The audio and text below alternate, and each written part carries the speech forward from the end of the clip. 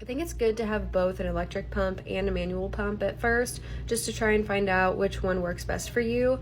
Obviously, you're gonna lean more towards one or the other depending on what you're using your pump for. So if you're going to be pumping more than you are going to be breastfeeding, definitely an electric pump. But if you're going to be breastfeeding more than you are going to be pumping, I highly recommend a manual pump.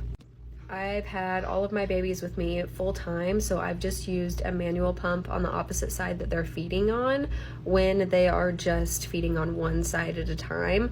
Once they move to both sides, I really don't use the manual pump anymore, but while they're just feeding on the one side and they're young enough to do that, I have been able to store up a lot of milk supply just by using the manual pump on the opposite side every feeding. I'm a huge fan of the Medela pumps. I haven't really tried any other pump brands because I have just loved my Medelas, but with this baby, I am pregnant.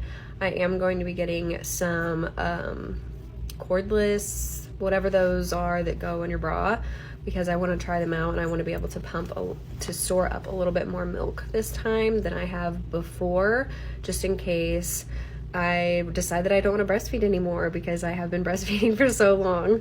I also saw a website a couple weeks ago where you can actually sell your breast milk that gets donated, I guess, to hospitals.